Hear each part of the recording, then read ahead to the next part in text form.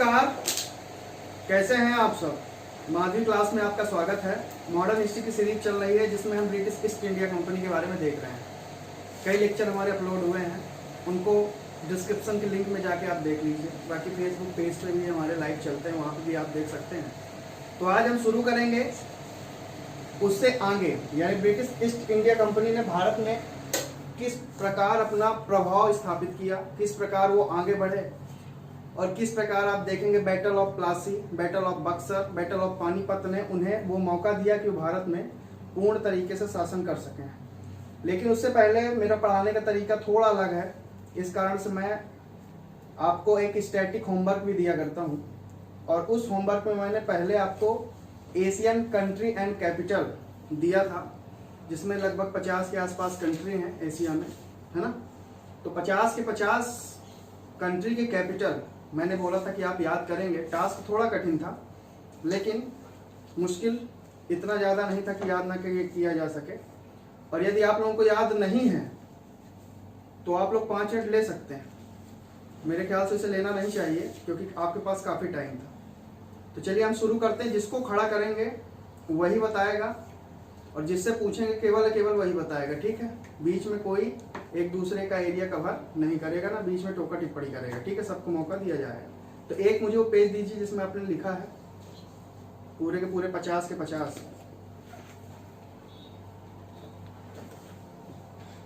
तो सबसे पहले जो है, आज अभिषेक जी आप खड़े हो जाएं, थोड़ा सा आपकी एक्सरसाइज हो जाए थोड़ी सी। बढ़िया, एकदम स्ट्रेट खड़े होइए एक तरीके से। चलिए बताइए, आर्मेनिया की येरेवान। तेज से बोलना है ताकि सुनाई दे सबको। जितने भी लोग भी सेशन देख रहे हैं सभी लोग देखते चले, है ना। लेबनान की लेबनान।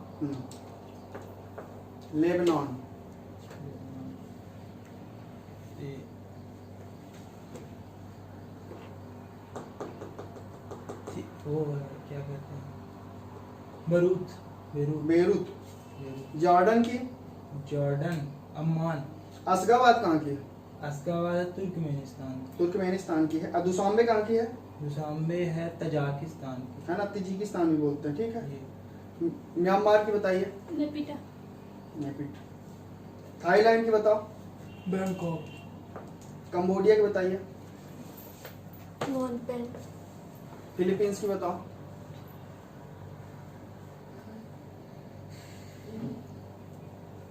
मनीला, बहुत सही। यमन की बताओ? 2 हैं। यमन की जिससे पूछेंगे वही बताएगा ना। सना और एडन 2 है ना कैपिटल। आप बताइए साइप्रस की? निकोसिया। रूस की बताइए? मॉस्को। कजाकिस्तान की बताओ सुभाष? अस्ताना। मंगोलिया की बताओ? उलन बटोर, है ना, ठीक है। ओमान की? ओमान। मस्कट। लाओस की बताओ? लाओस की वियंतियाने। ईस्ट तिमोर की बताओ? दिल्ली। बिल्कुल, न्यू दिल्ली। इंडोनेशिया की बताओ? इंडोनेशिया के आप बताइए? जकार्ता। इजराइल की? आराम से। जेरूसलम। ईरान की? तेहरान। जॉर्जिया की?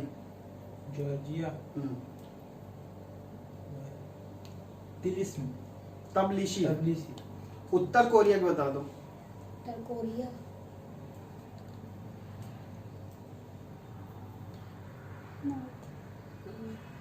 North Korea. दक्षिण कोरिया की है सियोल। आप बताइए उत्तर कोरिया की? प्योंगयांग, है ना, याद रखना है। जॉर्डन की बताइए? अम्मान। मलेशिया की बताओ? मलेशिया के माले है कि मालदीव की माले?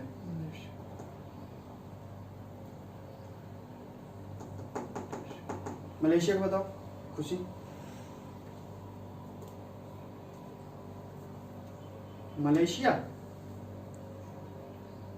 ट्रिक भी बताई थी मैंने, मल्लू। Malaysia Kuala Lumpur. कुआलालंपुर है ना। तुर्कमेनिस्तान की बताओ। तुर्कमेनिस्तान की अश्गाबाद। बहरीन की बताओ। बहरीन की मनामा। हांगकांग की बताओ। हांगकांग की विक्टोरिया। उत्तर कोरिया दक्षिण कोरिया दोनों की बताओ। उत्तर कोरिया क्योंगयांग और दक्षिण कोरिया की सियोल। ब्रुनई की बताओ। ब्रुनई की बंदर शहरी बागवान। तेज से बोलो। बंदर शहरी बागवान। सिंगापुर की बताओ। Singapore city. आप बताइए तजाकिस्तान की। दुशांबे। किर्गिस्तान की। बिश्केक। बिश्केक। आप बताइए खुशी कुवैत की। Kuwait city. आर्मीनिया की बताओ। एरेवन। ये रेवन। चीन की बताओ। हाँ। नहीं तुम बताओ चीन की। बीजिंग। मालदीव की बताओ। माली। श्रीलंका की बताओ। कोलंबो। और कोलंबो पोर्ट है वहाँ, है ना। जयवर्धनेपुरे कोट्टे श्रीलंका की कैपिटल है, भी फिलहाल ध्यान रखना है, ठीक है। टर्की की बताइए। अंकारा। पाकिस्तान की। इस्लामाबाद। नेपाल की। काठमांडू। अफगानिस्तान की। काबुल। इराक की। या बगदाद। इराक की बगदाद। इराक नहीं लिखा है आपने क्या। दिखाया। कतर की बताइए। दोहा। ताशकंद कहाँ की है सुभाष। उज्बेकिस्तान। उज्बेकिस्तान। उज्बेकिस्तान से ही बाबर आया था ना भारत में, ये वही उज्बेकिस्तान है। अब बताइए सीरिया की बताइए। सीरिया। दमस्कस। दमस्कस। कंबोडिया की बताओ। कंबोडिया।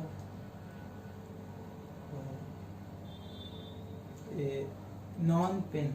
Phnom Penh. पेन, ठीक है। लगभग आपका सब हो गया, इसमें कुछ छूटा नहीं है। बांग्लादेश की बस छुट्टी है, तो बांग्लादेश की आपको पता है, बांग्लादेश और ताइवान। भूटान की। बांग्लादेश की क्या है? ढाका। ढाका है। ताइवान भी छोटा। ताइवान। छोटा। ताइवान की ताइपी, ताइपे। ठीक है, ताइवान की ताइपी है, ठीक है। अजरबैजान की बताइए। बाकू। बाकू। जापान की टोक्यो। टोक्यो है, ठीक है। जॉर्जिया की तबिलिसी, ठीक है, बढ़िया है। एशियन कंट्री एंड कैपिटल आपको याद हुए हैं। अब उसी में साइड में और लिख लीजिए यूरोप कंट्री एंड कैपिटल। कल का आपका ये होमवर्क रहेगा, यूरोप कंट्री एंड कैपिटल। हमारा उद्देश्य आपको अभी से इस प्रकार से तैयार करना है कि आप जब भी भविष्य में इंटरव्यू तक पहुंच भी जाते हैं तो आपको बहुत प्रॉब्लम नहीं होनी चाहिए। आप हर चीज से अवगत रहे, है ना। आसपास क्या हो रहा है, कितने कॉन्टिनेंट हैं, उसकी राजधानी क्या है, यही सब करंट अफेयर्स में मुद्दे बन जाते हैं, है ना। तो जब ये चीजें आपको पता होती है तो आपको करंट अफेयर्स पढ़ने में भी आसानी होती है। पहले पूरे देश की कैपिटल पता हो, एक दिन धीरे धीरे आपको क्या करना है कि मैप उठाना और मैप में देखते चलना है कौन सा देश कहाँ स्थित है। क्योंकि कैपिटल आपने याद कर ली तो आधी खेल तो आपने वहां पे खत्म कर दिया है कैपिटल याद करके। अब आपको केवल लोकेशन देखना है ना। आपने बिना लोकेशन देखे यदि कैपिटल याद कर लिया तो अपने आप में बड़ी बात है। और कैपिटल जिस तरीके से आपने याद किया भूलेगा भी नहीं बहुत लंबे समय तक। और यदि आप एक बार देख लेते हैं तो पूरा का पूरा कंठस्थ हो जाएगा, ठीक है। तो कल यूरोप कंट्री एंड कैपिटल आपका होमवर्क रहेगा। इसी प्रकार से पहले 7 कॉन्टिनेंट को भी कवर करेंगे, है ना। मेरा उद्देश्य आपको वर्ड से भी परिचित कराना है। बाकी हमारा जो सब्जेक्ट चल रहा है ना, पढ़ाई को इंटरेस्टिंग बनाना है, वो चल रहा है तो वहाँ पे चलिए। तो आज हमने ब्रिटिश ईस्ट इंडिया कंपनी के बारे में बात करना है। और ब्रिटिश ईस्ट इंडिया कंपनी के बारे में हमने बताया था फैक्ट्री, है ना। सूरत से लेके जितनी भी फैक्ट्री उनकी, बंगाल, कासिम बाजार, और यहाँ तक ये बता दिया था कि गोविंदपुरा, कालीकता, है ना, और एक और था सूतानाती। इन तीनों को मिला के जॉब्स चौरनाक ने कलकत्ता की स्थापना कर दी थी। इसलिए कलकत्ता का संस्थापक किसे कहा जाता है? जॉब्स चौरनाक को। और हमने वो परिस्थितियां बताई थी कि बंगाल में आखिर हुआ तो हुआ कैसे इनका प्रवेश, है ना। बैटल ऑफ प्लासी के बारे में थोड़ा बैकग्राउंड की बात की थी। तो आज हम 2-3 चीजों पे मेनली फोकस करेंगे। Battle of Plassey, battle of Buxar, है ना, और अलीनगर की संधि। ये 3 ऐसे टॉपिक हैं जिनको हम सामान्यतः बहुत कम ध्यान देते हैं, लेकिन अपने आप में बैटल ऑफ प्लासी क्वेश्चन बन जाता है, बैटल ऑफ बक्सर भी क्वेश्चन बनता है, क्योंकि इसके अंतर्गत 4 से 5 ऐसे पॉइंट होते हैं जिन्हें जानना बहुत जरूरी है। तो उससे पहले चलिए आप लोग कहाँ तक लिखे पहले बता दीजिए हमको। Magna carta. मैग्ना कार्टा क्या बताया था मैंने? मैग्ना कार्टा किसने दिया था? मैग्ना कार्टा 1215 में ब्रिटेन द्वारा, हाँ, ये प्रकाश में आया था ना। और भारत में अंग्रेजों को फर्रुखसियर ने दिया था। फरुखसियर ने नहीं दिया। फर्रुखसियर ने दिया, फर्रुखसियर ने दिया था 1717 में, है ना। कॉन्सेप्ट एकदम क्लियर होने चाहिए। और जो पढ़ रहे हैं आंख कान नाक गला सब खोल के पढ़ना है, क्योंकि मैं कभी भी खड़ा होके मतलब खुद यहाँ पे बोल दूंगा कि आप यहाँ आइए और बताइए, तो बताने के लिए भी तैयार रहें आप, है ना। क्योंकि बेइज्जती कराना बहुत जरूरी है, जब तक बेइज्जती नहीं होती आदमी आगे नहीं बढ़ता है, ठीक है। कभी कभी इज्जत कमाने के लिए बेइज्जती करानी जरूरी हो गई है, ये सुल्तान फिल्म का डायलॉग भी है। तो चलिए शुरू करते हैं। लिखिए इसमें black hole tragedy. Black hole tragedy के बारे में मैंने बताया था कि परेशान किए रहते हैं कौन, अंग्रेज सिराजुद्दौला को, और सिराजुद्दौला बहुत इनसे त्रस्त हो जाता है। और सिराजुद्दौला इन्हें क्या करता है, इन्हीं के क्षेत्र में जाके कलकत्ता में जाके फोर्ट विलियम का किला रहता है वहीं कैद कर देता है काल कोठरी में, और 146 अंग्रेजों को वहां पकड़ के कैद करते हैं। और जब सुबह काल कोठरी खुलती है तो 123 लोग मृत प्राय अवस्था में रहते हैं, केवल 23 लोग बचते हैं। ऐसा कहना किसका है, हॉलवेल एक राइटर है, उन्होंने ऐसा बताया। हालांकि भारतीय इतिहासकारों ने इसको स्पष्ट नकार दिया कि ऐसी कोई बात थी ही नहीं, यह केवल सिराजुद्दौला को बदनाम करने की साजिश थी। सिराजुद्दौला के बारे में भी लोगों के मन में काफी संदेह है। कुछ लोग बोलते हैं योग्य था, पारदर्शी था, दूरदर्शी था, और कुछ लोग बोल रहे थे कि उसकी इतनी क्षमता थी नहीं जो शासक से उम्मीद की जाती है ना। क्योंकि सिराजुद्दौला का यदि आप बैकग्राउंड देखेंगे, अली वर्दी खां के बाद हुआ था। अली वर्दी खां बहुत ही योग्य शासक था, लेकिन अली वर्दी खां के जाने के बाद उसका कोई पुत्र था नहीं, उसकी 3 पुत्रियां थी। फिर यही 3 पुत्रियों में सबसे छोटी पुत्री का जो बच्चा रहता है ये है सिराजुद्दौला, और इसी को शासन दे देते हैं। तो उससे जो 2 पुत्रियां रहती हैं तो ठंड बन हो जाती है आपस में, है ना। उसके बाद क्या होगा कि ये आपस में गृह युद्ध की स्थिति निर्मित हो जाती है, और उसमें आप देखेंगे घसीटी बेगम रहती हैं, तो घसीटी बेगम बहुत परेशान करती हैं। तो यही चीजें हैं कि बाद में घसीटी बेगम, आप क्वेश्चन बनता है घसीटी बेगम का, और जब घसीटी बेगम आपको मतलब बहुत ही फनी लगेगा घसीटी बेगम, लेकिन ये अपने आप में क्वेश्चन है। और ये अक्सर यूपीपीसीएस राजस्थान एडमिनिस्ट्रेटिव सर्विस, है ना, एमपीपीएससी के एग्जाम में भी अभी आया तो नहीं है, लेकिन आएगा घसीटी बेगम, और हो सकता है आया भी हो पहले, अभी तो रिसेंट में 3-4 साल में नहीं सुना है हमने। लेकिन ये जानना बहुत जरूरी कि कौन लोग ताल्लुकात में थे। अब ब्लैक होल ट्रेजेडी के बारे में पहले हम लिख लेते हैं, फिर आगे समझते हैं थोड़ा सा। ब्लैक होल ट्रेजेडी लिखिए। ऐसा माना जाता है कि बंगाल के नवाब ने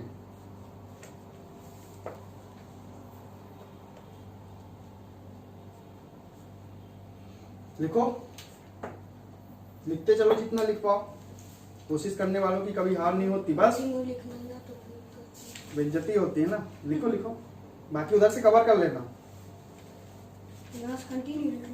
तुम्हारा हौसला बहुत है, तुम 8वीं क्लास में हो के यूपीएससी की क्लास करने का हौसला रखते हो, तो निसंदेह तुम बाकियों से कई गुना आगे हो, इसलिए काम करते रहो, है ना। चलो लिखो ब्लैक होल ट्रेजेडी। उसमें लिखा, ऐसा माना जाता है कि बंगाल के नवाब ने 146 अंग्रेज बंदियों को, बंदी तो समझते हैं ना, बंदा बंदी वाला बंदी नहीं, कैदी कैदी नहीं। आजकल लोग बोलते मेरा बंदा है, मेरी बंदी है। 146 अंग्रेज बंदियों को, जिनमें स्त्रियां और बच्चे भी थे, जिनमें स्त्रियां और बच्चे भी थे, एक छोटे से कमरे में बंद कर दिया। यही कारण है ना, पहले लिख लीजिए, बच्चे थे, एक छोटे से कमरे में बंद कर दिया था। वही कोठरी, कोठरी तो आप समझते हैं, काल कोठरी। यही कारण है कि भारतीय इतिहासकार विरोध करते हैं कि बच्चों और स्त्रियों का नाम यहाँ पे आ जाता है। यदि अंग्रेज बस की बात होती तो कह देते कि ठीक है कि भाई ठीक है, अंग्रेजों को किया, है ना, प्रतिद्वंदता की बात थी, लड़ाई की बात थी। लेकिन जो ये आपने आक्षेप लगाया कि औरतों और बच्चों को, तो इतने क्रूर तो हमारे शासक नहीं थे कि औरतों और बच्चों को भी वहां कैद करेंगे, तो ऐसा कुछ हुआ नहीं था। इसी कारण से हमारे इतिहासकार इसका विरोध करते हैं। लिखिए दूसरी बात, 20 जून 1756 की रात, ये रात बहुत महत्वपूर्ण है, डेट बहुत महत्वपूर्ण है, डेट भी कभी कभी पूछ ली जाती है। 20 जून, 21 जून, 22 जून, 23 जून, इतनी माइनर डेट तक ऑप्शन में पूछ ली जाती है जब स्टेट पीसीएस के आप एग्जाम देंगे। 1756 की रात, कंटिन्यू है, पेश आ रहा होगा, पेश आ रहा होगा, कंटिन्यू, ठीक है। 17 जून 20 जून 1756 की रात को बंद करने के बाद 20 जून 1756 को 1756 की रात को बंद करने के बाद जब 23 जून को 3 दिन बाद, यूपीएससी में 3 दिन बाद की डेट मानी जाती है, बाकी स्टेट पीसीएस में बहुत से लोग बोलते हैं कि अगले दिन ही खोली गई थी, है ना। तो वो मैटर नहीं करता है, केवल ये पूछा जाएगा कि ब्लैक होल ट्रेजेडी की डेट कब है ना। तो डेट है ये 20 जून 1756। तो लिखिए 23 जून को प्रातः सुबह टाइम, है ना, कोठरी खोली गई तो उसमें 23 लोग ही जीवित पाए गए। प्रातः कोठरी को खोला गया तो उसमें 23 लोग ही जीवित पाए गए। और हॉलवेल की बात में प्रामाणिकता क्यों स्पष्ट होती है? आखिर हॉलवेल की बात हम क्यों मानते हैं? क्या हॉलवेल वहां था? आपको क्या लगता है, हॉलवेल ने क्या देखा है? तो हॉलवेल भी उस कोठरी में कैद था, ऐसा हॉलवेल का कहना है कि मैं भी था उस कोठरी में। इस कारण से उसकी बातों को थोड़ा गौर में लिया जाता है। तो लिखिए, जीवित रहने वालों में हॉलवेल भी था। जीवित रह गया तो बता दिया, जीवित न रहता तो कौन बताता? जिसे इस घटना का रचयिता माना जाता है। और सबसे महत्वपूर्ण बात लिखिए, पहले रचयिता माना जाता है। इस घटना की विश्वसनीयता को इतिहासकारों ने संदिग्ध माना है।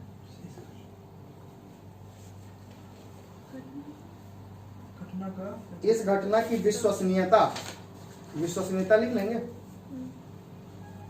विश्वसनीयता को इतिहासकारों ने संदिग्ध माना है। संदिग्ध मतलब झूठा, संदेह, जिसमें शक हो, डाउट हो, है ना, स्पष्ट ना हो जो चीज। विश्वसनीयता को इतिहासकारों ने संदिग्ध माना है।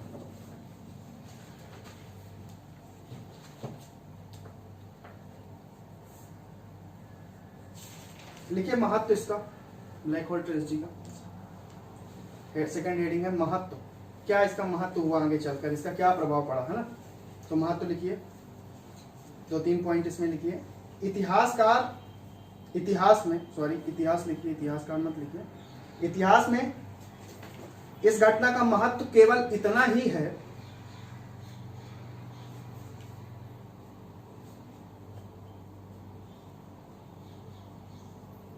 कि अंग्रेजों ने इस घटना को आगे के आक्रामक युद्ध का कारण बनाए रखा। आगे के आक्रामक युद्ध का कारण बनाए रखा। इसका मतलब, इस लाइन का मतलब समझ में आया? इसी बात के एवज में बैटल ऑफ प्लासी होता है, षड्यंत्र रचते हैं। इसके कारण बहुत नाराज होते हैं और इसी घटना का बार बार तर्क देते हैं कि यदि सिराजुद्दौला ने ऐसा ना किया होता तो हम उनसे कभी युद्ध ना करते। इस बात को आधार, ब्लैक होल ट्रेजेडी को इतना बड़ा इन्होंने आधार बनाया था जिसकी ऐतिहासिकता अभी भी संदिग्ध है, कोई स्पष्ट विवरण नहीं है। हॉलवेल के बाद के अलावा कोई ऐसा दूसरा व्यक्ति नहीं था जिसने बोला हो कि ब्लैक होल ट्रेजेडी हुई भी थी, है ना। और यदि बोला भी होगा तो ब्रिटिशर्स ही बोलते हैं, क्योंकि वो कोशिश करते हैं हमें बदनाम करने की और अपने को ऊपर उठाने की। ठीक है, कोई भी देश जो शासन कर रहा होगा उसके इतिहासकार कभी नहीं चाहेंगे कि अपने देश की बुराई करें। जैसे आज के डेट में क्या आप अपने सरकार की खुले तौर पे बुराई कर सकते हैं? नहीं कर सकते, ना करना चाहिए। क्या आप अपने देश की बुराई करेंगे? नहीं करेंगे ना। तो आप किसकी बुराई करेंगे? आप अपोजिशन वालों की बुराई करेंगे, पाकिस्तान की ही बुराई करेंगे, चाइना की बुराई करेंगे। हालांकि वो बुरे हैं, लेकिन इससे एक बात ये भी होती है कि देश के प्रति हमारा लगाव, देश के प्रति समर्पण के कारण इस प्रकार की बातें हम बोल सकते हैं। दूसरी बात लिखिए इसमें, लेखक हैं एक ब्रिजेन गुप्ता द्वारा, ये थोड़ा सा बोलते हैं इसके बारे में। ब्रिजेन गुप्ता द्वारा 1959 में किए गए एक अध्ययन से विजयन गुप्ता द्वारा 1959 में किए गए एक अध्ययन से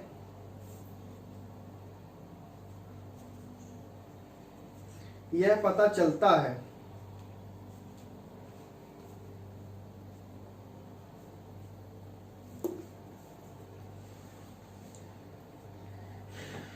कि घटना तो हुई थी,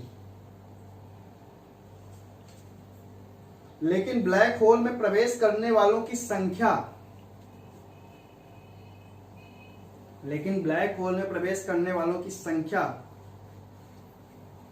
64 थी। इन्होंने संख्या को लगभग आधा कर दिया, ठीक है।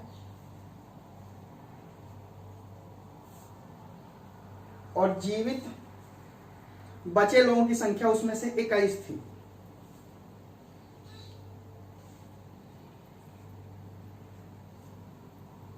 यानी 43 लोग मरे थे कुल मिला के, है ना। तो इन्होंने बोला घटना हुई थी, लेकिन जितना ये डेटा दे रहे हैं हॉलवेल वो गलत है, उसको नकार दिया इन्होंने। 1959 के लेख में इन्होंने स्पष्ट बता दी टोटल 64 थी, जिसमें से 21 लोग जीवित बचे थे, ठीक है। अब लिख लीजिए थोड़ा सा प्लासी के बारे में लिख लीजिए थोड़ा सा।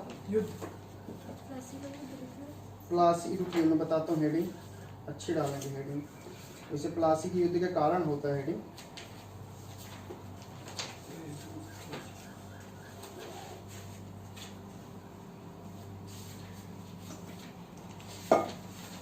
प्लासी के कौन थे शासक?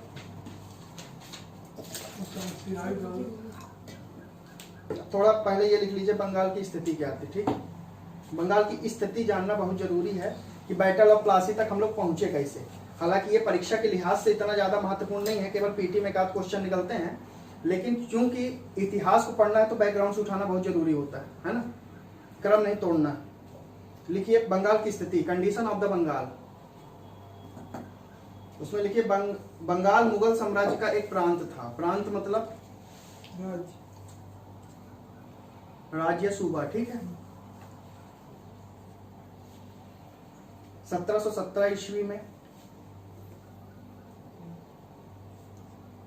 फर्रुखियर ने मुर्शिद कुली खां को बंगाल का सूबेदार नियुक्त किया था। यह प्रश्न बनता है कि फर्रुखियर ने बंगाल का सूबेदार किसे नियुक्त किया गया था? मुर्शिद कुली खां। 1717 में मुर्शिद कुली खां को बंगाल का गवर्नर नियुक्त किया, सूबेदार, गवर्नर, कुछ भी कह सकते हैं आप।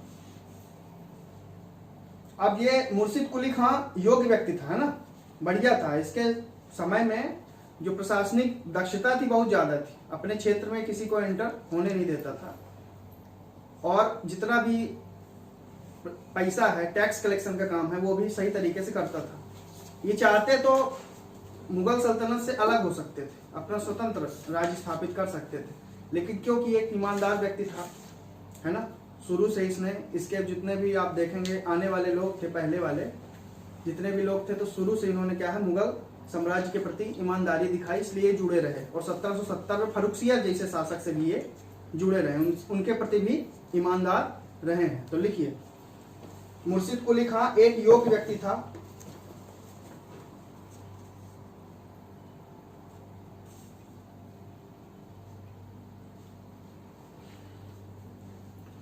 मुर्शिद कुली खां एक योग्य व्यक्ति था। उसके शासनकाल में बंगाल के व्यापार और वैभव में काफी वृद्धि हुई। आपको पता है, पहले लिख लीजिए, फिर एक चीज बताता हूं आपको। और उसके शासनकाल में व्यापार और वैभव में काफी वृद्धि हुई। एक बात बताता हूं आपको, एशिया में जितना ट्रेड होता था, है ना, एशिया से यूरोप जितना ट्रेड होता था, तो 60% ऑफ ट्रेड, टोटल एशिया का 60% ट्रेड केवल बंगाल से होता था। भारत में किस किस चीज की उपलब्धता थी? क्या क्या था भारत में? मसाले, काली मिर्च और रेशम, और रेशम, और मसाले था, काली मिर्च था, रेशम था, है ना, चैली पत्ता से लेके जितने भी चीजें मसालों में यूज होती है वो था ही। नील के अलावा अफीम था, है ना, अफीम के अलावा सोरा बिहार वाले क्षेत्र में पाया जाता है। चीनी शक्कर जो है हमारे यहाँ ही पाई जाती थी, शुगर केन वाला। तो यहाँ से ये सब ट्रेड करते थे यहाँ, इसीलिए पूरे की पूरी कंपनियों की जो प्रतिस्पर्धा थी भारत में ज्यादा थी, और बंगाल क्षेत्र में खासकर। और बंगाल क्षेत्र में खास बात जानते हो क्या रही? बंगाल क्षेत्र में बहुत कम आक्रमण हुए हैं। जितने भी आक्रमण आप देखेंगे तो या तो मराठाओं से हुए हैं या तो उत्तर भारत में दिल्ली वाले क्षेत्र में बहुत हुआ, तो बिहार उड़ीसा में हो गए। बंगाल में बहुत कम आक्रमण इसलिए हुए कि वो एकदम कोने वाला क्षेत्र था, वहां केवल ट्रेड होता था, इसलिए वो शांत क्षेत्र था। इसी कारण से उसे व्यापार और अपने वैभव बढ़ाने में कोई दिक्कत नहीं हुई है। जब उसका विरोध ही नहीं तो उसको बढ़ने में क्या कोई दिक्कत होगी? नहीं होगी। लेकिन जैसे फर्रुखसियर आते हैं 1717 का मैग्ना कार्टा दे देते हैं, तो अब अंग्रेज बंगाल में क्या होंगे? अपनी प्रभुसत्ता स्थापित करने लगते हैं, धीरे धीरे किलेबंदी करने लगेंगे, सैनिक रखने लगेंगे। तो इससे हो जाती है सिराजुद्दौला को क्या तकलीफ हो जाती, रोकते हैं भाई मत करो ऐसा, एक आध बार रुकते भी हैं, लेकिन फिर जब बार बार नहीं मानते हैं, आनाकानी करते हैं, ऊपर से क्या करते हैं, इनके जैसे परिवार घर में विरोध होता है, आपस में ये सब घसीटी बेगम वगैरह लड़ाती हैं, तो अंग्रेज उसमें सहयोग देते हैं। तो सिराजुद्दौला को और गुस्सा आता है कि हमारे घरेलू मामले में अंग्रेज क्यों बोल रहे हैं। उसके अलावा जहां जहां भी षड्यंत्र रचेंगे, चाहे जगत सेठ हो, चाहे अमीर चंद्र हो, है ना, चाहे मीर जाफर हो, चाहे उनके पुत्र हो, ये सब जितने षड्यंत्रकारी थे वो सिराजुद्दौला के विरोध में थे, वो इसको शासक मानने को तैयार नहीं थे। अंग्रेज ने भी कभी सिराजुद्दौला को बंगाल का शासक स्वीकार नहीं किया, उन्होंने कभी नहीं माना। कारण है कि पहले नजराना पेश होता था दरबार में, पहले जैसे जाते थे विदेशी तो नजराना देना पड़ता था, तो नजराना देने केवल फ्रांसीसी गए थे उस समय। फ्रांसीसियों की बस्ती जो है पश्चिम बंगाल के चंद्रनगर में थी, है ना, और ये कासिम बाजार वाले क्षेत्र में, कलकत्ता वाले क्षेत्र में थे, है ना। फ्रांसीसी भी उस समय बंगाल में ही थे, लेकिन फ्रांसीसियों ने कभी भी सीधे तौर पे विरोध नहीं लिया। एक समय ऐसा आता है कि सिराजुद्दौला के अंडर में ही 2 बार फैक्ट्रियां स्थापित करने की बात चलने लगती है, किले स्थापित करने की, है ना, किलेबंदी होने लगती, सेना रखने लगते हैं। सिराजुद्दौला क्या करते हैं, आक्रमण की धमकी देते हैं कि यदि हम आपको सुरक्षा देंगे, आपको अलग से कुछ करने की जरूरत नहीं है। फ्रांसीसी मान जाते हैं, लेकिन अंग्रेज नहीं मानते हैं। और जब अंग्रेज नहीं मानते हैं तब इसी एवज में ब्लैक होल ट्रेजेडी होती है, और ब्लैक होल ट्रेजेडी जब होती है तो इसी से अंग्रेज गुस्सा जाते हैं। और अंग्रेजों के गुस्साने का प्रमुख कारण क्या है? केवल ब्लैक होल ट्रेजेडी नहीं है, उनके उत्साह में वृद्धि हो गई थी। साउथ वाला क्षेत्र था, मुसलीपट्टनम वगैरह जितना भी क्षेत्र था, वहां वो फ्रांसीसियों को परास्त कर चुके थे, फ्रांसीसियों को जगह जगह हरा चुके थे।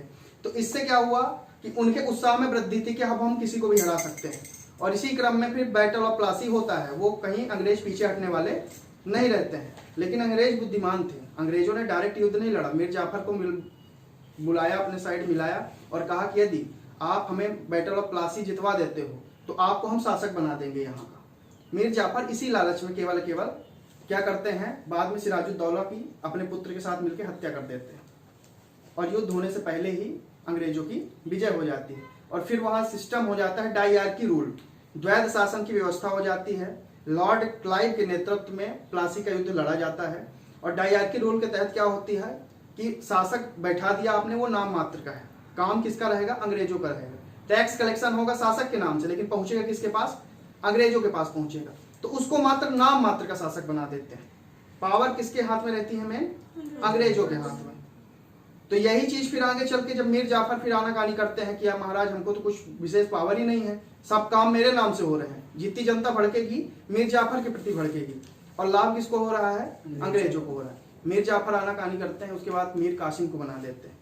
मीर कासिम देशभक्त आदमी रहता है, और मीर कासिम के मन में ठेस रहती है कि हम अपने पूर्वजों के द्वारा बनाई गई रणनीति पे काम करेंगे और अंग्रेजों को यहाँ से खदेड़ेंगे। मीर कासिम थोड़ा समय काम करते हैं, और थोड़े समय काम करने के बाद मीर कासिम क्या करते हैं, इनवाइट करते हैं अवध और इलाहाबाद के जितने भी नवाब रहेंगे कि आइए हम सब संयुक्त होकर युद्ध लड़ते हैं, है ना। उसी में देखेंगे कि शाह आलम जो कि इलाहाबाद के थे, अवध वाले क्षेत्र में आप सुजाउद्दीन को देखते हैं ना, सुजाउद्दौला को, तो ये सब क्या होते हैं, आपस में एक साथ संयुक्त सेना बनाते हैं और बैटल ऑफ बक्सर होता है। ये युद्ध इतना निर्णायक रहता है, इतना खतरनाक युद्ध रहता है कि अंग्रेजों ने आमने सामने से लड़ा, इसमें कोई रणनीति उनकी काम नहीं कर पाई। लेकिन हार का प्रमुख कारण क्या था, हार का प्रमुख कारण 2-4 कारण तो बहुत महत्वपूर्ण इसलिए हो जाते हैं। पहली बात तो हथियार नहीं थे इनके पास आधुनिक, है ना। उनके पास उच्च मारक क्षमता के हथियार थे। दूसरी बात क्या है, इनके पास जो भी घुड़सवार थे उनसे 3 गुना ज्यादा इनकी पैदल सेना काम कर लेती थी, क्योंकि भाई उनके पास राइफल्स थी। और भारतीय मुगलों में या भारतीय शासकों में एक कमी सबसे बड़ी जानते क्या रही है, जब 1500 में हमारे यहाँ 1505 के आसपास जब पुर्तगाली यहाँ आ गए थे, उसके बाद आप देखेंगे 200 सालों तक हमने कभी भी डिफेंस को मजबूत नहीं किया। जब आप जानते ही हैं कि नेवी से हमको खतरा है तो किसी ने भी प्रयास नहीं किया नेवी को मजबूत करने का, ना तो आपने डिफेंस में पैसा खर्च किया। जब जानते हैं कि आपके पास उन्नत हथियार मिल सकते हैं, आप चाहते तो उनसे ट्रेड कर लेते कि हम मसाले देंगे लेकिन हमको वो चाहिए, आपको हम व्यापार करने देंगे लेकिन हमको हथियार चाहिए। लेकिन इन्होंने क्या है कि केवल अपनी झूठी आन शान में कई बार ऐसी गलतियां की हैं, क्योंकि जो समय की मांग होती है वहां पैसा खर्च करना बहुत जरूरी होता है, और बाद में यही उन्नत हथियार जितने रहेंगे इनके हार का कारण बन जाएंगे। क्योंकि आप सोचें कि उस समय उनके पास उन्नत हथियार थे, जब इनके पास क्या है, भाले चल रहे थे, तलवार चल रही थी, या बंदूक भी होती थी। ऐसा नहीं कि बंदूक नहीं थी मुगल सल्तनत के पास, लेकिन वो बंदूक बहुत ही कम मारक क्षमता की, बहुत पास से मारी जा सकती थी। पर अंग्रेजों ने जो बंदूक ली थी ना, तो अंग्रेजों की दूर से मार लेते थे, वो काफी दूर से मार लेते थे, निशाना अच्छा था। इस कारण से आप देखते हैं कि अंग्रेज लगातार बंदूक के नोक पर लोगों को जीतते आए हैं। कई इतिहासकार बोलते भी हैं कि तलवार के धार पर अंग्रेजों ने भारत पर शासन किया है, या बंदूक की नोक पर अंग्रेजों ने भारत पर शासन किया है। कारण यही कि हथियार ना होते तो अंग्रेज कभी यहाँ शासन ना कर पाते। हमसे आपसे ज्यादा मजबूत नहीं थे अंग्रेज शारीरिक रूप से। जब उन्हें लगा कि भारतीय लोग दक्ष हैं, भारतीय लोग शरीर से मजबूत हैं, तो उन्होंने उन्हें शराब पिलाना शुरू किया, चाय पिलाना शुरू किया, हर वो काम शुरू किया जिससे भारतीय लोगों की इम्यूनिटी सिस्टम कमजोर हो और भारतीय धीरे धीरे क्या हो जाए, शारीरिक रूप से कमजोर हो जाए। क्योंकि हमारे यहाँ पहले क्या चलता था, ट्रेडिशनल फूड चलता था, तो उन्होंने बाहरी खाना यहाँ लाए, मांस खाओ, मदिरा पियो, चाय पियो, हर एक ऐसा मतलब चीजों का सेवन करो जिससे आपका शरीर धीरे धीरे कमजोर हो जाए, आपकी संस्कृति नष्ट हो जाए। तो सब कुछ ये काम करते गए और हम लोग फॉलो करते गए, और आज उसका परिणाम आप देखिए 2000 के आसपास आप देख रहे हैं, 2020 में तो हम लोग वेस्टर्न कल्चर को फॉलो कर रहे हैं और हमारी संस्कृति धूमिल हो गई है ना। तो कारण यही है कि वो दे के गए हैं, उनकी मंशा सिर्फ ये थी कि इन्हें करना है तो इन्हें हर प्रकार से कमजोर करो, बुद्धि से कमजोर करो, शरीर से कमजोर करो, बेरोजगार कर दो तो ये घुटने टेक ही देंगे। और यही कारण है कि इतना लंबा इन्होंने शासन किया है। और इस चीज को समझने वाले बहुत कम लोग थे, बहुत बुद्धिजीवी लोग थे, है ना, जो समझे बहुत बुद्धिजीवी, जिसमें बड़े बड़े नाम शुमार है। बाकी सब क्षेत्रीय क्रांति में शहीद हो गए, उनका ज्यादा नाम मिलता नहीं है। तो यह महत्वपूर्ण है, क्योंकि आप जाने कि बहुत से लोग बोलते हैं अंग्रेजों ने हमें ये सिखाया, वो सिखाया, तहजीब सिखाई। तो तहजीब तो नाम मात्र की सिखाई, उन्होंने तहजीब कुछ नहीं। उन्होंने ये बोला हमेशा कि अरे क्या लुंगी पहन रहे हो, क्या भारतीय वस्त्र परिधान पहन रहे हो, है ना, आप कोट पैंट पहनो। हम लोगों को हमेशा नीचा दिखाया गया अंग्रेजों के द्वारा। अंग्रेज इतिहासकार भी अपने ग्रंथों में जानते क्या उल्लेख करते हैं कि भारत पिछड़े हुए लोग थे। भारतीय जो है उनकी संस्कृति पिछड़ी है, उनका रहन सहन पिछड़ा है, उनके कपड़े जो है, कपड़े पहनने का जो स्टाइल है वो गलत है ना। तो ये सब चीजें उन्होंने मेंशन की है। इसी कारण से भारतीय इतिहासकार जब भी मौका मिलता है जमकर चमाट मारते हैं और बताते हैं कि बेटा जो ये हमारे यहाँ से ग्रंथ ले गए थे तुम और वहां ट्रांसलेट करवा के अपनी फिलॉसफी झाड़ रहे हो, तो आपको मैं जानकारी के लिए बता दूं, जितना भी आज विश्व चाहे फिलॉसफी के क्षेत्र में हो और चाहे आध्यात्मिक क्षेत्र में हो, भारत के ही ग्रंथों का अध्ययन वहां किया जाता है, केवल नाम परिवर्तित कर दिया गया है। इसी क्रम में आप देखेंगे सिंधु घाटी सभ्यता से लेकर जितने वैदिक ग्रंथ है उसको ट्रांसलेट किया गया है और पूरे पूरे विश्व में चलाया जा रहा है अपने अपने नाम से। तो भारतीय संस्कृति को इसीलिए इन्होंने बदनाम किया, कितनी महान संस्कृति है, कल चल के ये फिर अपना नाम बनाएगी। इससे अच्छा है अंग्रेज इसे बदनाम कर दो और इसका पूरा का पूरा मटेरियल चुरा के अपने नाम का कॉपीराइट ले लो। अभी देखा था आपने, अमेरिका ने हल्दी का पेटेंट ले लिया था कि हल्दी हमारे यहाँ पाई जाती, भारत में थी ही नहीं। और हल्दी की उत्पत्ति जानते हैं, भारत में हुई थी। फिर भारत ने उसके ऊपर केस किया कि हल्दी का पेटेंट हमारे नाम से होना चाहिए, है ना। तो जब हल्दी की परख हुई कि सब भारत में कहां से आया, तो उनके इतिहास में, उनके ग्रंथों में उल्लेख मिला कि हल्दी भारत का है। तो इसके कारण फिर अमेरिका के पेटेंट को वहां रद्द किया गया, केस हो गया था अमेरिका के ऊपर। तो ऐसी बहुत सारी चीजें हैं कि जो भारत की विदेश पहुंच चुकी हैं और विदेशों की हमारे यहाँ आ चुकी है।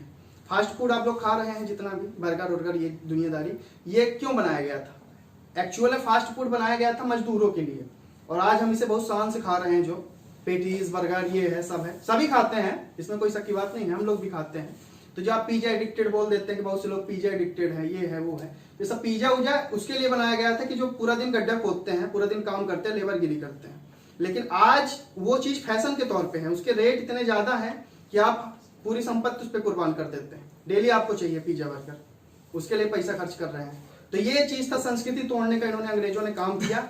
और ये सब जब काम ये कर रहे थे धीरे धीरे, तो बंगाल क्षेत्र में भी सक्रियता थी, है ना। बंगाल में भी देखेंगे ईसाई धर्म परिवर्तित करवा रहे थे, जित्तों को पा रहे थे और अपना प्रशासन अलग चलाने की जुगाड़ में थे। सिराजुद्दौला को इस बात से क्या होती है, नफरत होती है। एक तो दो बातों से खिसियाया रहता है, एक फर्रुखसियार द्वारा किया गया व्यापारिक फरमान जो 1717 में उसने पेश कर दिया, और दूसरी बात यह कि संस्कृति को जो आमूलचूल परिवर्तित कर रहे हो तुम, तो ये भी उन्हें गलत लगा। इसी कारण बैटल ऑफ प्लासी होगा आगे चल के, जो कि ब्लैक होल ट्रेजेडी के तर्ज पर होगा कि आपने ब्लैक होल ट्रेजेडी न की होती तो हम बैटल ऑफ प्लासी ना करते। ठीक है, ये बताने का मेरा उद्देश्य ये है कि आप लोगों का दिमाग खुला होना चाहिए, आपको हर चीजें लिंक होनी चाहिए। ठीक है, कहां तक लिखा आपने? मैं बंगाल की स्थिति की बात कर रहा था। मुर्शिद कुली खां, व्यापार वैभव काफी वृद्धि हुई, यहां तक लिखा। 1727 ईस्वी में मुर्शिद कुली खां की मृत्यु के पश्चात, समझ में आया पूरा कॉन्सेप्ट? कभी कोई पूछ ले बता लोगे ना?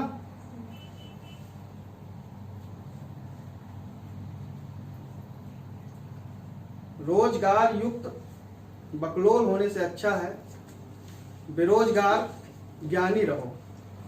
उससे फायदा ये होता है कम से कम नौकरी लगे ना लगे, लेकिन इतना नॉलेज तो रहता है अपने को कि आखिर सच्चाई क्या है। कई लोग जॉब ले भी लेते हैं, लेकिन जब उन्हें रियलिटी नहीं पता रहती है सब्जेक्ट की या कुछ भी, मैं बुराई नहीं कर रहा हूँ, मैं बता रहा हूँ बहुत से लोग ऐसे होते हैं कि जैसे जॉब भी ले लेते हैं, लेकिन वो कभी कभी ऐसे तर्कों में फंस जाते हैं, ऐसी बातों में फंस जाते हैं कि अपना समय जाया करते हैं उसमें, और ये स्पष्ट कर देते हैं कि जॉब हमें अनायास मिल गई है ना। तो ये चीज है कि आप हर चीज का जो है तो थोड़ा सा व्यापक तरीके से पढ़े। जब कभी पूछे आपसे कि ऐसा था तो ऐसा क्यों, तो आपके पास तर्क होना चाहिए। ठीक है, तो पढ़ाई को ऐसे ही करना है। चलिए आगे लिखिए। पहले 1739 लिखा आपने, 27 लिखा आपने कि मृत्यु के पश्चात उसका दामाद सुजाउद्दीन बंगाल का शासक बना।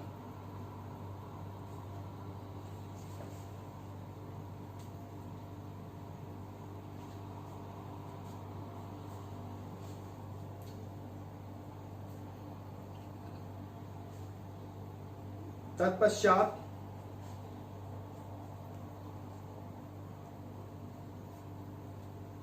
(1739) में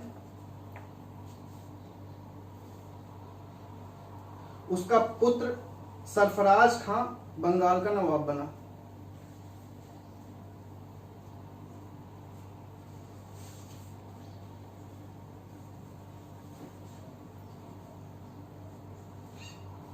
जिसे बलपूर्वक हटाकर अलीवर्दी खां आते हैं बिहार के क्षेत्र से और सरफराज खां को निपटा देते हैं। युद्ध होता है, गिरिया का युद्ध है ना। हाँ, गिरिया का युद्ध है, मैं लिखाऊंगा उसके बारे में बताऊंगा आगे। पहले लिखिए आप। लिखा पहले? सरफराज खां बंगाल का नवाब बना, जिसे बलपूर्वक हटाकर अलीवर्दी खां ने बंगाल की नवाबी प्राप्त कर ली। अलीवर्दी खां सिराजुद्दौला के दादा हैं, पिता नहीं है, दादा है, क्योंकि उनकी पुत्री थी, तो पुत्री का पुत्र है। ठीक है, दादा नाना जो भी बोलते हैं। पुत्र का होना भी एक घाटे का वो था, इसलिए पहले अलीवर्दी खां ने बंगाल की नवाबी प्राप्त की, नवाब बन गया, नवाबी प्राप्त की। और 1740 ईस्वी में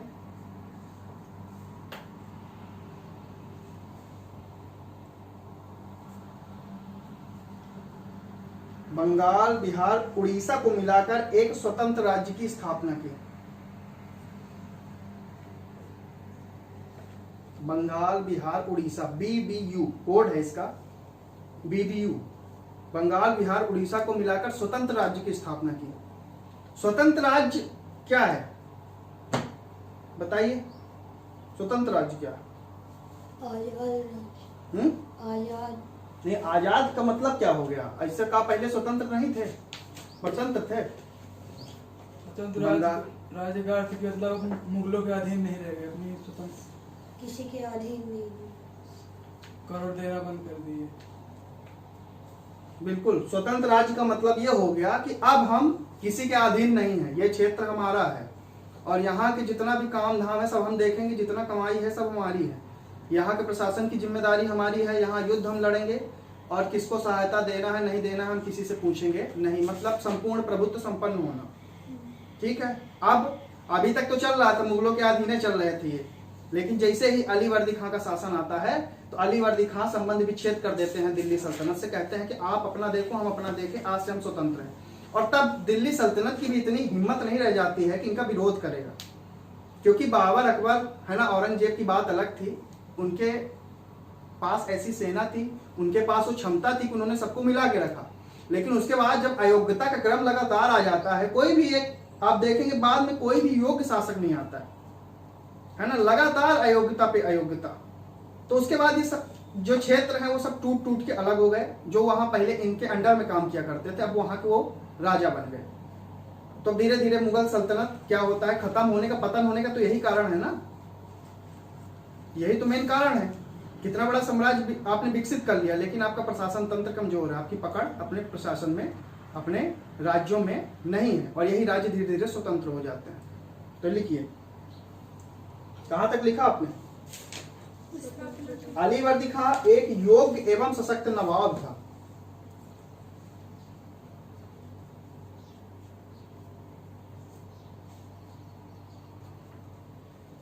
वह निरंतर योग्य एवं सशक्त मजबूत नवाब था। वह निरंतर आक्रमणकारियों, या आप मराठा आक्रमणकारियों लिख लीजिए ज्यादा सही है। वह निरंतर मराठा आक्रमणकारियों से लड़ता रहा।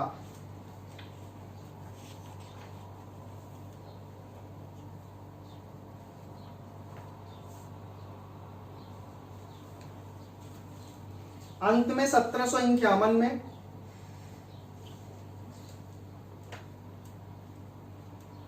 उसने काफी धन देकर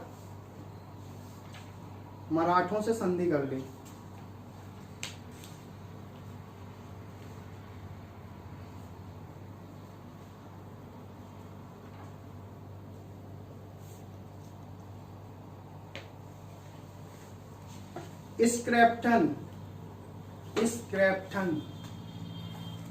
स्क्रैप्टन थिंकर हैं, राइटर हैं, उन्होंने इनके बारे में लिखा है, अली वर्दी खां के बारे में। स्क्रैप्टन के अनुसार लिखिए, एक कोटेशन है, डबल इन्वर्टेड कॉमा के अंदर लिखेंगे क्योंकि जब आप मेंस में डालेंगे तो है ना ऐसे ही डालेंगे, अलग से दिखना चाहिए। वह यूरोप वासियों को मधुमक्खियों के समान समझता था।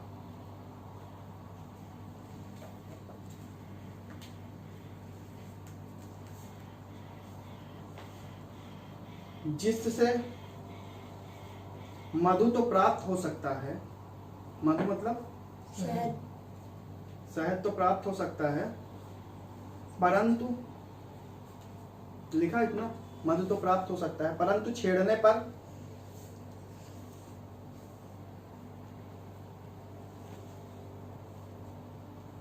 वे डंक भी मार सकती हैं।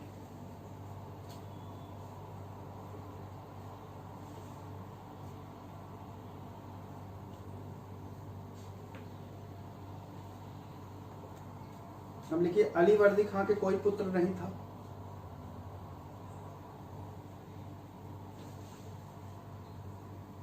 उसके 3 पुत्रियां थी।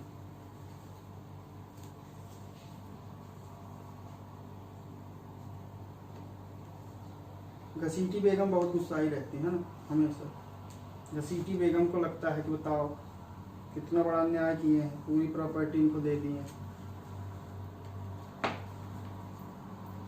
पूछो। उस समय में मतलब राजकुमारियां राज नहीं कर सकती थी? नहीं, मुगल सल्तनत में केवल एकमात्र महिला शासिका थी रजिया सुल्तान। जो इस्लाम कानून है, इस्लाम शरीयत है, उसमें महिला शासिका के जो शासन की बात है ना वो अपमान स्वरूप समझी जाती है ना, कि हम महिला शासन के अंतर्गत है ना शासक नहीं बन सकते। लेकिन हमारे हिंदुओं में महिला शासन हुआ है, महिला शासिका बहुत सारी हुई, जिसमें आप लक्ष्मीबाई सबसे पहले देखते हैं, रानी दुर्गावती वगैरह देखते हैं, जगह जगह देखते हैं आप, है ना, कमला देवी वगैरह, बहुत सारी ऐसी शासिका रहती है। लेकिन मुसलमानों में ऐसा नहीं होता था। आप प्रत्यक्ष शासन जरूर कर सकते हैं, हरम के पीछे बैठ के, पर्दे के पीछे बैठ के जरूर शासन होता था, लेकिन प्रत्यक्ष शासन नहीं कर सकते। इसी क्रम में देखेंगे बहुत से जो मुगल शासक आते हैं तो अपने बीवियों के कहने पे बहुत से निर्णय लेते हैं, लेकिन बीवियां प्रत्यक्ष शासन नहीं कर सकती थी। ये महत्वपूर्ण है, ठीक है। जैसे आप देखेंगे शाहजहां ना, तो शाहजहां के महत्वपूर्ण निर्णय मुमताज महल लिया करती थी। मुमताज महल बहुत सारी चीजों ने बताया करती थी। मुमताज महल की याद में ही ताजमहल बनवाया गया। और सुनने में तो शायद ये भी आता कि शायद 14वां लड़का था, जो कोई स्पष्ट इसका प्रमाण नहीं है। जब ये खत्म हुई है तो शायद 13-14 बच्चे हुए थे उनके।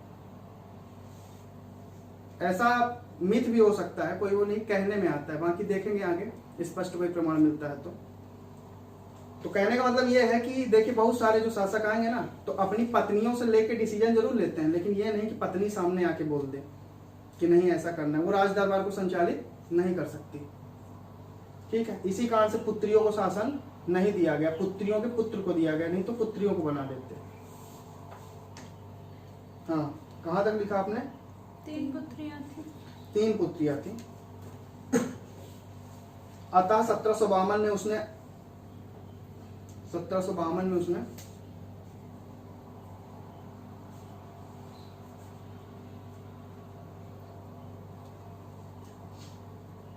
अपनी सबसे छोटी पुत्री के पुत्र सिराजुद्दौला, नाम बहुत शानदार है सिराजुद्दौला, तुम लोग भी एक आध रख लो, तुम मीर जाफर रख लो,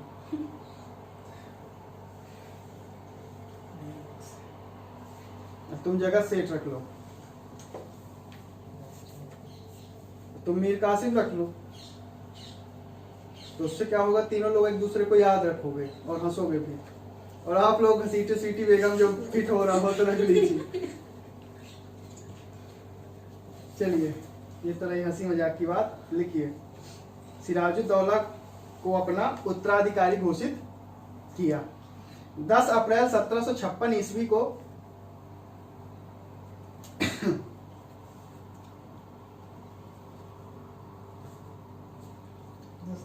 1756 ईस्वी को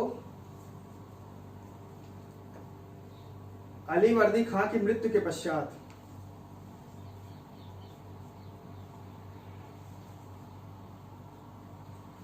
सिराजुद्दौला बंगाल का नवाब बना।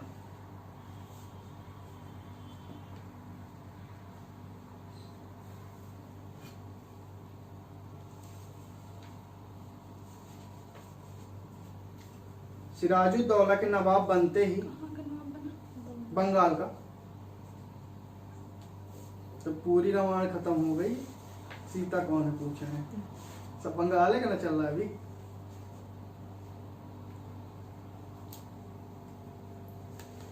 अभी जितना मैं लिखा रहा हूँ पूछ लूंगा किसी भी समय, ठीक है ना। तैयार भी रहना है, थोड़ा सा गौर से लिखना है। अब लिखिए, सिराजुद्दौला के नवाब बनते ही अंग्रेजों को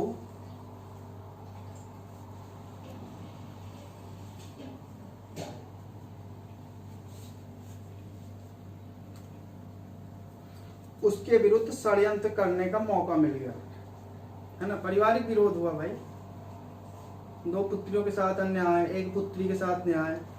अंग्रेज भी कहे महारानी आप लोगों के साथ घसीटी, बेगम को घसीटे अपने बातों में, और कहे महारानी आपके साथ बड़ा अन्याय हुआ है, तो इन्हें षड्यंत्र करने का मौका मिल गया। लिख लीजिए,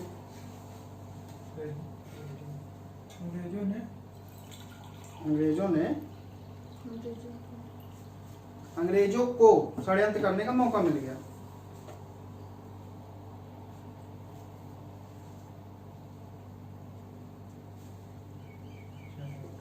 ठीक है।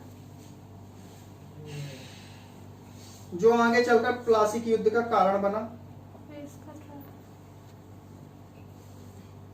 अब जो आगे चलकर प्लासी के युद्ध का कारण बना।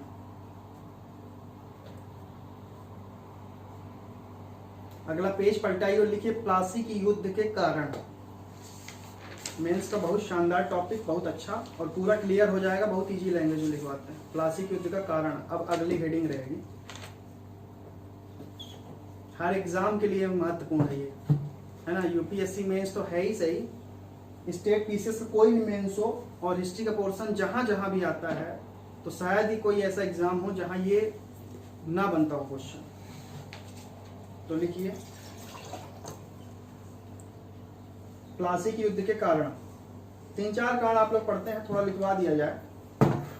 तो पहले थोड़ा सा प्रस्तावना बहुत जरूरी है ताकि आपका एक पॉइंट ऑफ व्यू बना रहे। तो लिखिए बंगाल के राज सिंहासन पर, इसको कहते हैं टेक्निकल टर्म, जो चीज शुरू ही होती है वजनदार शब्द से।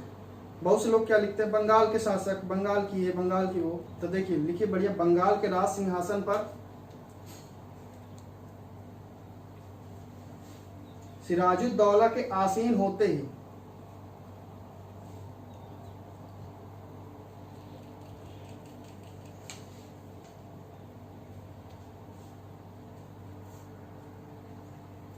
अंग्रेजों से उसके संबंध लगातार कटुतापूर्ण होते चले गए।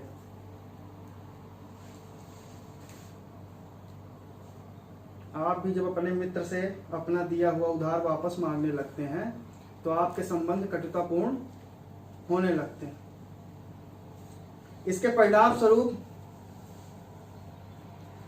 सिराजुद्दौला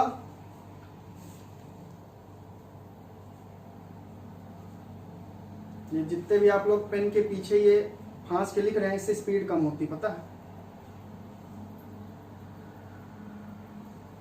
स्पीड कम होती है। ये जो पीछे रहता है, वजन पड़ता है। क्योंकि आप कोई भी पेन है, मान लीजिए आंसर राइटिंग करना है तो आपको हमेशा सेंटर में पकड़ना चाहिए, क्योंकि सेंट्रल में आपने सुना होगा कि मास 0 होता है। कृष्ण भगवान ने जो गोवर्धन पर्वत उठाया था वो सेंटर से उठाया था, क्योंकि सेंटर पे पूरे का पूरा जितना भी फोर्स होता है, जितना भी बल होता है, उस चीज का वेट होता है, वो 0 हो जाता है।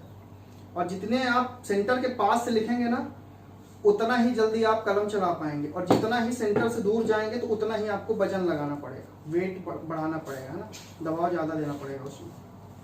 और ऊपर से आप क्या करते हैं, एक तो यहाँ से लिखते हैं, ऊपर से इसे पीछे भी खींच लेते हैं यहाँ। अब जैसे ही पीछे खींचते हैं तो इसकी लेंथ क्या हो जाती है, बढ़ जाती है, और इसका सेंटर जो पहले यहाँ था तो कहाँ आ जाता है, यहाँ। इसलिए बता रहा हूँ कि राइटिंग जो आप लोगों की धीमे हो जाती है ना, तो थोड़ा सा पेन को ऊपर से पकड़ने की कोशिश करना, यहाँ से लगभग, है ना। कहाँ तक लिखा आप लोगों ने? परिणाम स्वरूप सिराजुद्दौला और अंग्रेजों के मध्य शत्रुता उत्पन्न हो गई।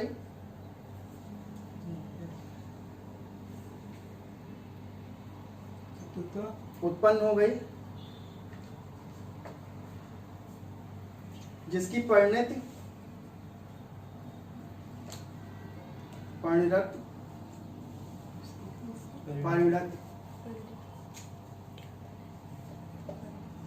परिणाम, जिसका आगे चलकर प्रभाव, इसका मतलब होता है आगे चलकर इसका क्या प्रभाव होगा। परिणति चौपड़ा वाला नहीं है ये, ठीक है। जून 1757 में प्लासी की युद्ध के रूप में हुई। अब इस युद्ध के क्या कारण थे उसको देखते हैं। तो युद्ध के कारण देखिए, युद्ध के कारण में सबसे पहला कारण लिखिए आंतरिक कलह। हेडिंग है ना, फिर इसके अंतर्गत आपको एक्सप्लेन करना है। आंतरिक कलह तथा सिराजुद्दौला का अनिश्चित उत्तराधिकार। सिराजुद्दौला के बाद भी कोई उत्तराधिकार की व्यवस्था होती नहीं। आंतरिक कलह तथा सिराजुद्दौला का अनिश्चित उत्तराधिकार। उत्तराधिकारी कौन होते हैं? आने वाला अगला शासक। आने वाला अगला शासक उत्तराधिकारी होता है, ठीक। क्या बोले? अनिश्चित, अनिश्चित उत्तराधिकार। लिखो, बंगाल के नवाब अलीवर्दी खां के कोई पुत्र नहीं था। हेडिंग क्लियर है ना? मिक्स तो नहीं कर रहे हैं ना? एक एक पॉइंट में थोड़ा सा स्पेस देते रहना। बारिश भी बोल सकते हैं। हाँ, बारिश। बंगाल के नवाब अली वर्दी खां के कोई पुत्र नहीं था, उसके 3 पुत्रियां थीं। इस बात को इसलिए लिखाया जा रहा है ताकि आपके दिमाग में डायमेंशन फिट हो जाए। क्या कि सिराजुद्दौला के साथ मसला क्या था उनके पतन का। अतः उसने अपने सबसे छोटी बेटी के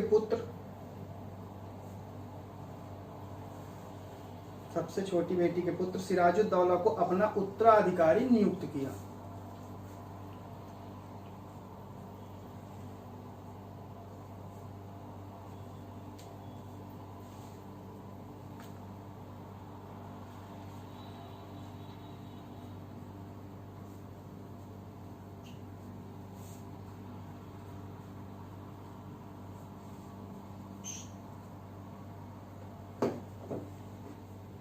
ठीक है, इससे अली वर्दी खां की अन्य पुत्रियां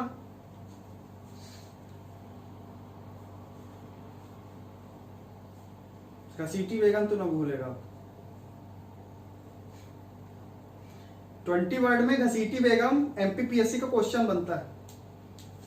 अब जब घसीटी बेगम ऐसे लिख के आ जाता है ना, तो आदमी सोच नहीं पाता है कि नाम है कि क्या करना है इसको।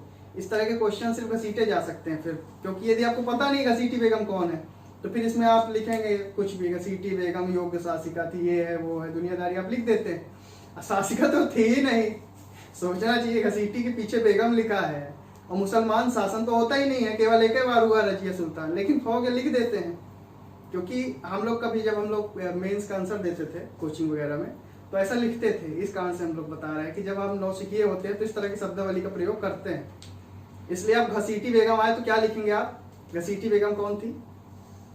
बड़ी मम्मी थी, बड़ी माँ थी सिराजुद्दौला की, है ना?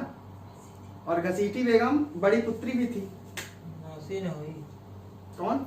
हाँ, मौसी हुई। ठीक है, मौसी हुई, बड़ी मम्मी बोल रहा हूँ, मौसी कर लो, बहनें थी 3। ठीक है, रिश्तेदारी का क्या अनुभव कम है। हम लोग जाते आते कहाँ है किसी के, कितने लोगों के जाते हो? अब कई बार तो ये भी कंफ्यूज हो जाते हैं कि पैर छूना है कि नहीं छूना है। जब कभी रिलेशन बता देते हैं कि वो हमारे यहाँ के ससुर चाचा नाना फूफा के ताई भाई के फूफा के लड़के चचेरे भाई हैं, तो आदमी हो गया, इतना अनुपात नहीं लगा पाता है आजकल। कहाँ, तुम्हें बताओ कितने लोगों को जानते हो? तो तुमको सब जानते होंगे, समझ रहे हो? जो पुराने लोग हैं वो सबको जानते हैं, लेकिन हम लोग नहीं जानते हैं। चलिए आगे लिखिए। अन्य पुत्रियां लिखें। अन्य पुत्रियां एवं सिराजुद्दौला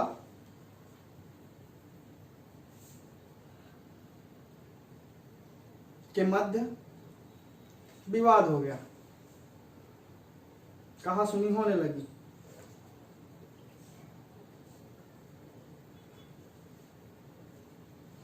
होना स्वाभाविक है।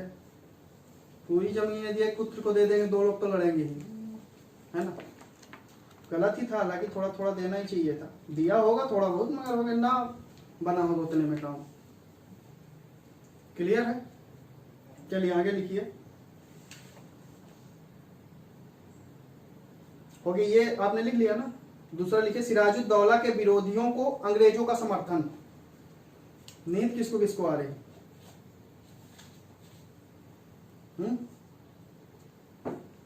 नींद आ रही किसी को यहाँ? सिराजुद्दौला।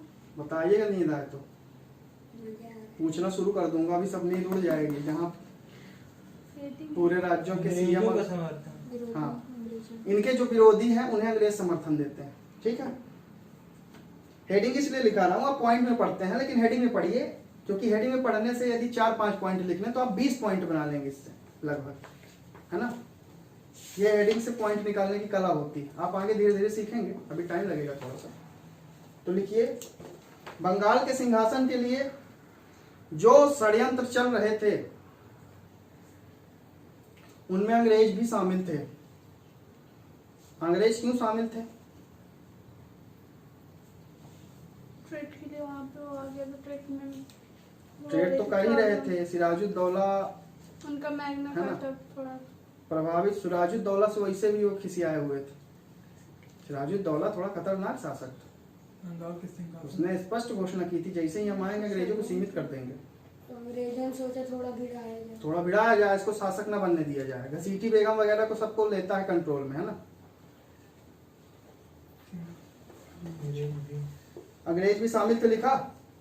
अली वर्दी खां की बंगाल के सिंहासन के लिए षड्यंत्र चल रहे थे, उनमें अंग्रेज भी शामिल थे।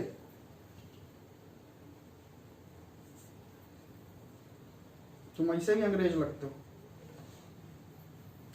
तुम ऐसा- चलो, अली वर्दी खां की बड़ी पुत्री, आपकी फेवरेट बात लिखिए, घसीटी बेगम। ये मेरा दिया हुआ नाम नहीं है, इतिहासकारों का दिया हुआ नाम है, मेरे ऊपर संदेह न किया जाए। घसीटी बेगम और नवाब का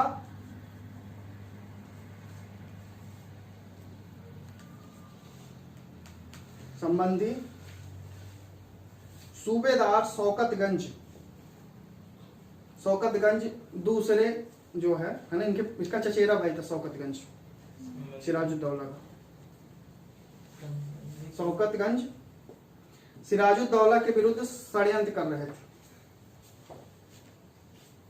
ना फूफी ना होती है, मौसी वोसी, फूफी कुछ बोलते हैं ना, मौसी तो खाला। खाला बोलते हैं मौसी को। आप लोग को बड़ा पता है। शौकतगंज के बाद क्या है? आप रिपीट कर दीजिए। शौकतगंज के बाद क्या है? सिराजुद्दौला शौकतगंज ये मिलकर शौकतगंज सिराजुद्दौला के विरुद्ध षड्यंत्र कर रहे थे। ठीक है, इसका मतलब समझे आप। इसका मतलब ये कि अंग्रेज ऐसे व्यक्ति को बैठाना चाहते थे जो उनके इशारों पे नाचे, है ना, थोड़ा बहुत खर्चा पानी लेके मौन रहे, करने दे, इस कारण से सब हो रहा था। तीसरा लिखिए, अंग्रेजों द्वारा सिराजुद्दौला के शत्रुओं को शरण। बहुत महत्वपूर्ण कारण है। सिराजुद्दौला किसी आ जाते हैं, अपने एक शत्रु को अंग्रेज रख लेते हैं, इनके शत्रु को, है ना, और बोलते हैं शत्रु लौटा दो, तो बोलते हैं नहीं लौटाएंगे। इस कारण से फिर ब्लैक होल ट्रेजेडी में ये घटना सहायक हो जाती। तो लिखिए, नहीं लिख पाएंगे क्या? लिखिए, अंग्रेजों द्वारा सिराजुद्दौला के शत्रुओं को शरण।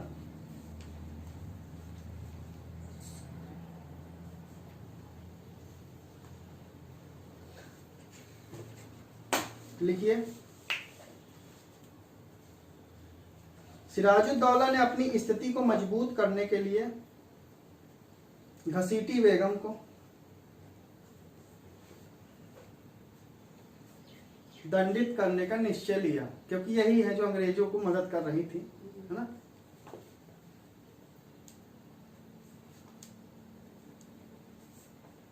और घसीटी बेगम को अपने महल में कैद कर लिया।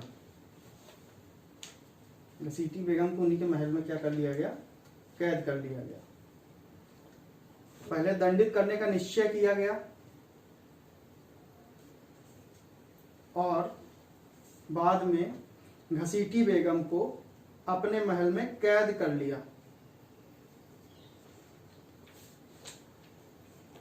तथा उनके दीवान, जो पैसा रुपया का हिसाब रखते थे, है ना, उनके दीवान राजवल्लभ से अपने पुत्र कृष्ण बल्लभ को राजवल्लभ का पुत्र था कृष्ण बल्लभ और सिराजुद्दौला की दुश्मनी थी। अब कृष्ण बल्लभ को ये कहाँ भेज देते हैं? अंग्रेजों के यहाँ भेज देती घसीटी बेगम, है ना, कि जाइए वहां सुरक्षित रहिएगा, संपत्ति लेकर जाते हैं। तो लिखिए, कहाँ तक लिखा आपने? उनके दीवान राजवल्लभ के पुत्र कृष्ण बल्लभ को अपने परिवार तथा संपूर्ण संपत्ति सहित अंग्रेजों के पास कलकत्ता भेज दिया गया।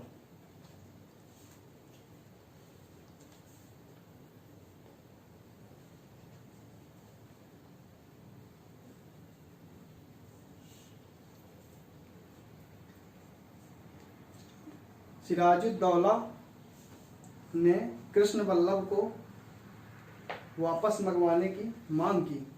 अंग्रेजों से बोला कि आप इसको हमारे हवाले कर दीजिए। अंग्रेजों ने क्या किया? मना कर दिया।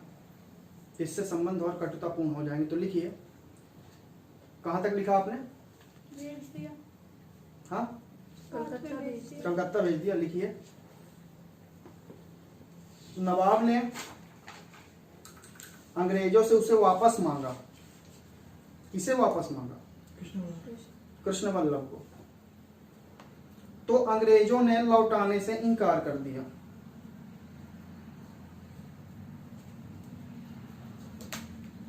अंग्रेजों ने लौटाने से क्या कर दिया? इनकार कर दिया। अब इससे क्या होगा? शत्रुता बढ़ेगी। सिराजुद्दौला बनाम अंग्रेज। चौथा पॉइंट लिखिए, अंग्रेजों द्वारा किलेबंदी करना। राइटिंग सुधर रही है आप लोगों की, है ना? लगता है तेज से लिखवाना पड़ेगा और ताकि बिगड़े जल्दी से। लिखिए, अंग्रेजों द्वारा किलेबंदी करना।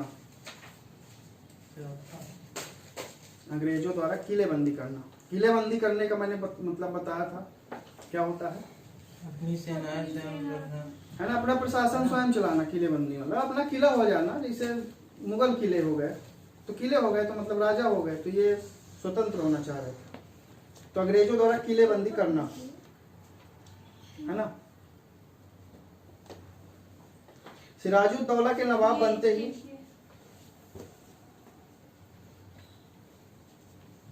सिराजुद्दौला के नवाब बनते ही अंग्रेजों और फ्रांसीसियों दोनों की बस्ती थी बंगाल में। चंद्रनगर फ्रांसीसी बस्ती थी। तो अंग्रेजों और फ्रांसीसियों दोनों ने किलेबंदी करना आरंभ कर दिया। नवाब बनते ही सिराजुद्दौला के नवाब बनते ही अंग्रेजों और फ्रांसीसियों दोनों ने बंगाल में किलेबंदी करना प्रारंभ कर दिया।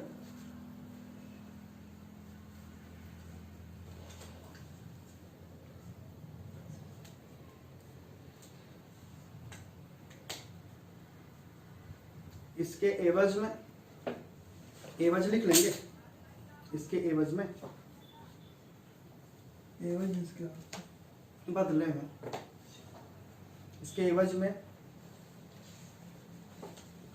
सिराजुद्दौला ने उन्हें चेतावनी दी।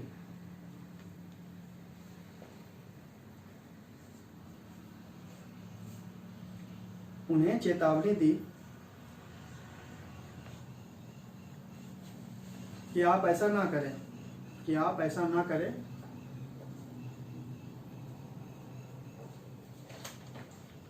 कि आप ऐसा ना करें।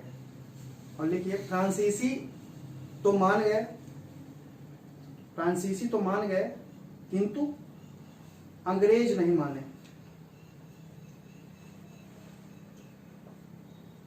अंग्रेज नहीं माने, जिसके परिणाम स्वरूप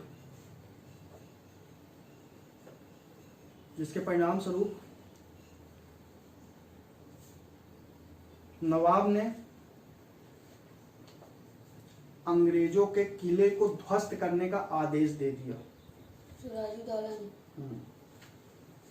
नवाब ने अंग्रेजों के किलों को ध्वस्त करने का आदेश दे दिया।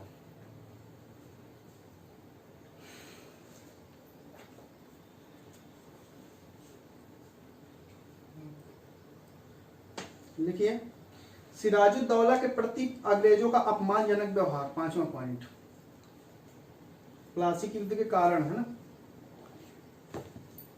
सिराजुद्दौला के प्रति अंग्रेजों का अपमानजनक व्यवहार।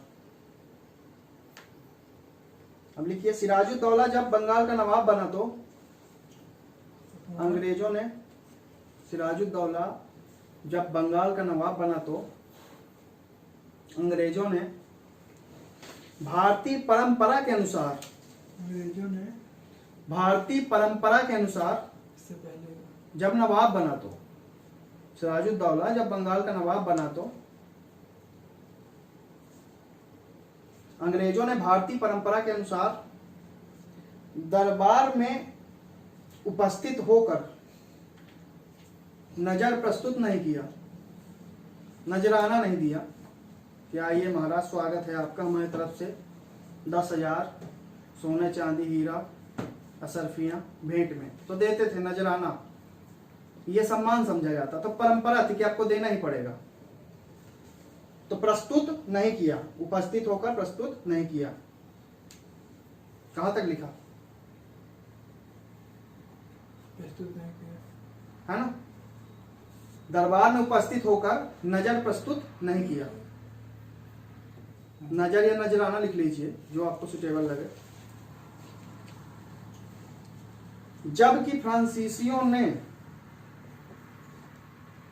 उन्हें बहुमूल्य उपहार प्रदान किए।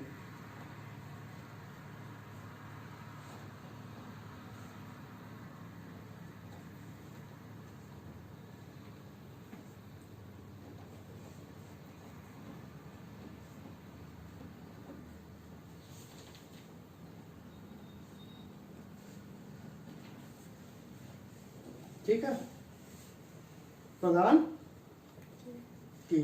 नवाब अंग्रेजों के इस प्रकार अपमानजनक व्यवहार से क्षुब्ध हो गया। क्षुब्ध लिख लेंगे, दुखी हो गया लिख लेंगे, लगता तो नहीं है। क्षुब्ध मीन्स दुखी होना।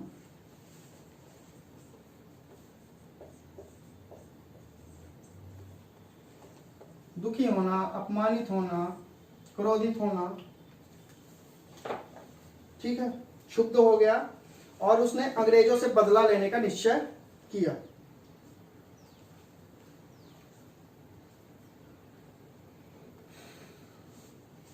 टॉपिक बहुत महत्वपूर्ण है, एक दो क्वेश्चन यहां से निकलते ही निकलते हैं।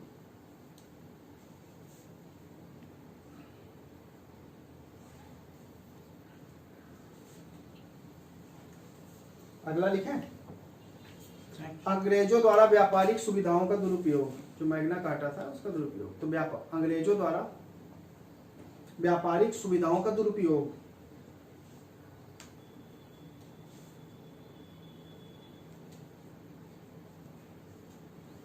देखिए 1717 में लिखिए, 1717 में फरुखसियर द्वारा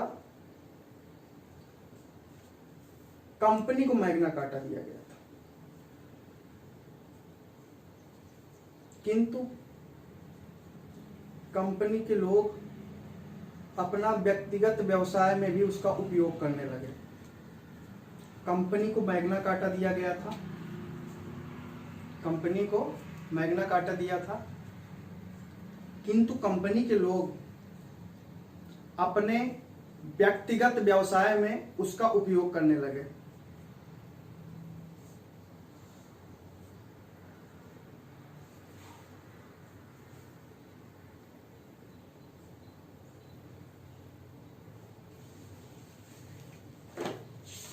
और भारतीय सौदागरों को भी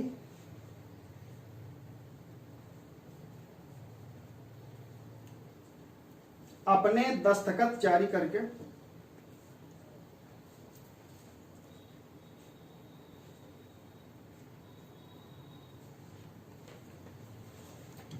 सेकंड में आगे क्या चल रहा है, वो बैटरी लो का ऑप्शन।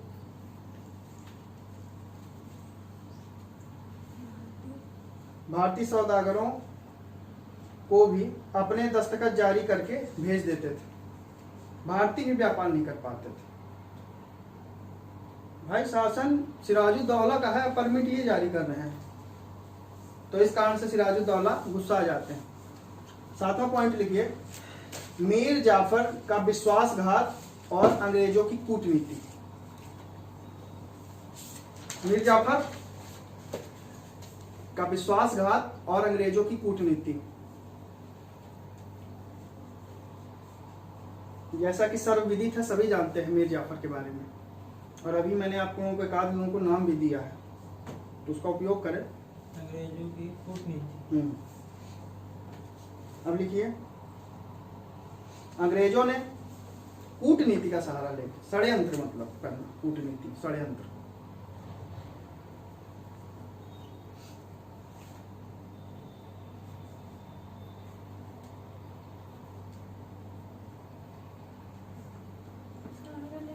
कूटनीति का सहारा लेकर नवाब के विश्वास पात्र मीर जाफर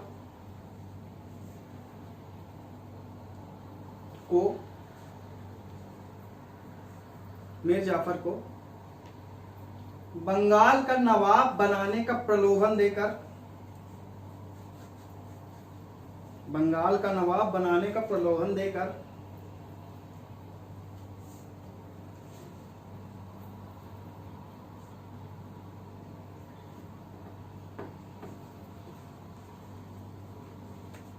अपनी ओर मिला लिया, अपनी ओर मिला लिया।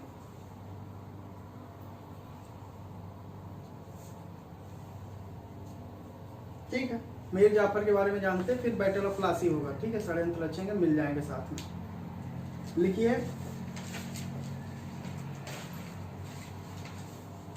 ये हो गया है ना।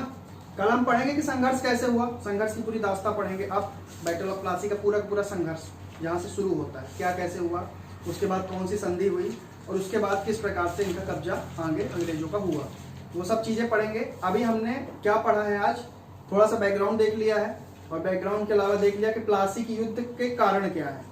तो प्लासी की युद्ध के कारण में आपसे 5-6 पॉइंट आते हैं, स्टेट पीसीएस में 6 पॉइंट बनाने रहते हैं। और यदि आपको मान लीजिए 300 वर्ड में, तो पूछता नहीं है कभी, मान लीजिए 300 वर्ड में लिखना भी हुआ ना, तो 300 वर्ड में आप बहुत आराम से बना लेंगे। हेडिंग को ही तोड़ देना है काफी खंडों में। ठीक है, प्रस्तावना को थोड़ा बढ़ा देंगे 4 से 5 लाइन, और उसके बीच में थोड़ा सा डायग्राम देके एक पॉइंट को एक्सप्लेन कर देंगे, 4-4 पॉइंट ले लेंगे, तो 3 पेज में अप्रॉक्स आपका आंसर पहुंच जाएगा। ठीक है, क्वालिटी कंटेंट के साथ। अब एक क्वेश्चन लिखिए पहले आप मैथ्स का, थोड़ा हाथ चलता रहे। लिखिए, प्लासी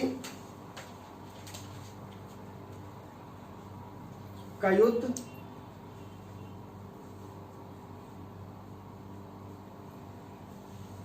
महत्वपूर्ण क्यों है, और इससे अंग्रेजों